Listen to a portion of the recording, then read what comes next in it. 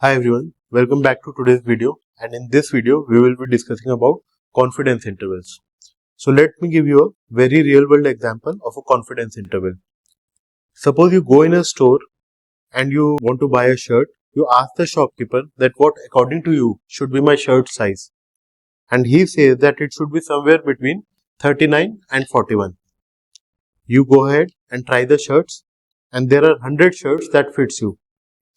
And out of those 100 shirts, 95 shirts are between 39 and 41.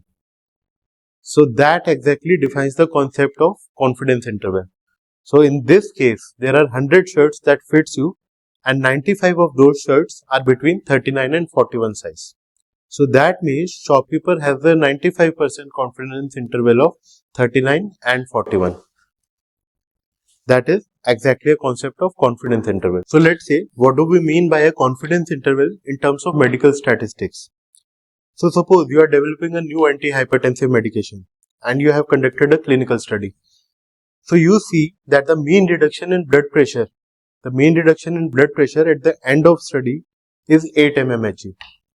Now if I ask you that if you conduct this study 100 times, will the mean reduction in blood pressure be always as 8 mmHg?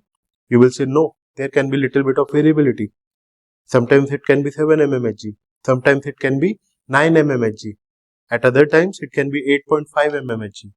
But you will never say that it can be 1 mmHg or 50 mmHg. Why? Because you have confidence in a certain range. So how you will communicate that statistically? That if I conduct my study 100 times, then out of those 100 times, 95 times, my results will fall between this and this range. Between 7 and 9 mmHg. Although my results are showing the reduction in blood pressure as 8 mmHg as of now, but it will not be the case always. There can be a little bit of variability. So to take into account this variability, you define the results as confidence intervals. So that is the meaning of confidence interval in terms of medical statistics. So now that you have conducted a study, how will you actually calculate the confidence interval for a particular study? So before we jump onto the formula, we want to understand what is the standard error and what is the standard deviation. So standard deviation pertains to one particular sample and it measures the variability of data points in that particular sample. So suppose you have taken a sample with 1000 sample size, 1000 people you have taken as a sample and you measure the BP for these particular patients. So what is the variability of BP, blood pressure, in this sample is standard deviation. Now suppose you take 50 samples of 1000 each and you measure the BP in each of this particular sample and you calculate the mean for each of this particular sample. So now you have 50 values, 50 mean blood pressure because you have taken 50 samples of 1000 each. What is the variability in this 50 values is called standard error. So standard deviation pertains to the real data points in a particular sample, but standard error tells us what is the variability of estimates if we conduct the study 1000 times or 50 times or whatever. So that is the difference between standard deviation and standard error. So how you will calculate standard error using the standard deviation? You can simply divide the standard deviation by under root of the sample size you have taken and you will get the standard error. Then you can calculate the confidence interval using the standard error. How? You will multiply the standard error with the z value. So z value is different for different confidence interval. For 95% confidence interval, it is 1.96. Depending on what confidence interval you want to calculate, z will be different. So using the standard error and z value and the mean of that particular study, you can calculate the confidence interval. Now suppose you conduct the study 100 times. You will have confidence interval for each of these studies. So 95% confidence interval means for this particular set of studies that if you have conducted study 100 times, 95 out of these 100 times, the confidence interval for each of these studies will contain the true value of the population. So I am just defining the definition of confidence interval. So that's basically is confidence interval.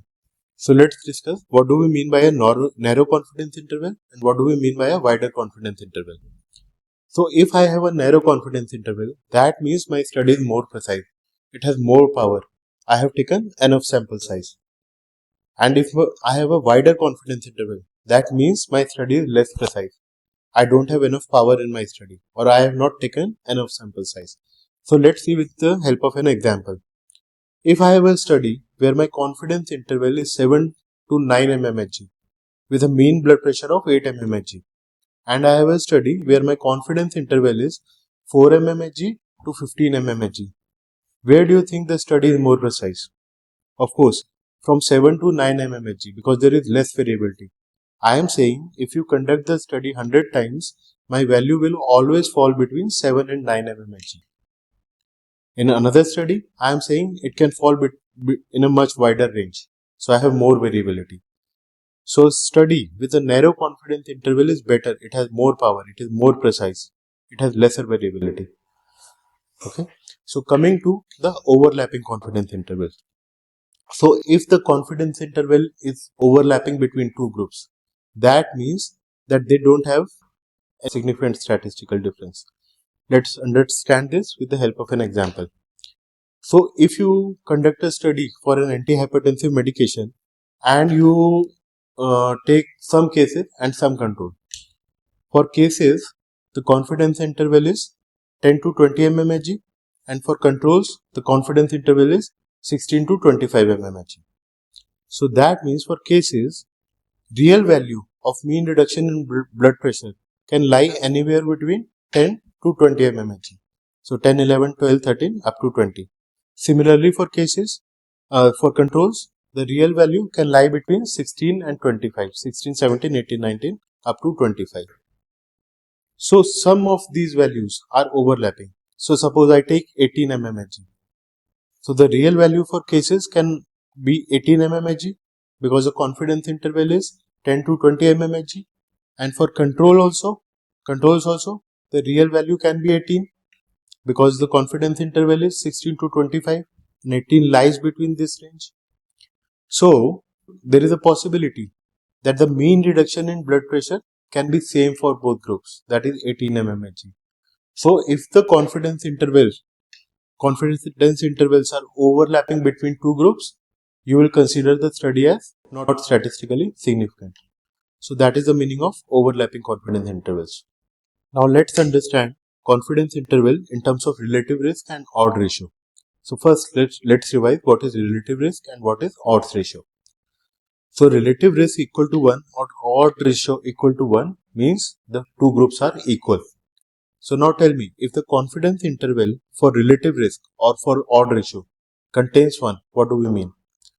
We mean that both groups can be equal because real value can lie anywhere between a confidence interval. So if the confidence interval contains 1, that means the relative risk can be equal to 1 or odds ratio can be equal to 1. So that is, if they give you a confidence interval for relative risk and odds ratio and it contains 1, like if it is like from -6 to +6 or if it is from 0 to 6, that means there can be a 1 in between. So that means both groups are equal. So you will say that study is not statistically significant. So that's about confidence interval, and hope you like this video, and if so, please like, share and subscribe, and I will see you in the next video. Thanks.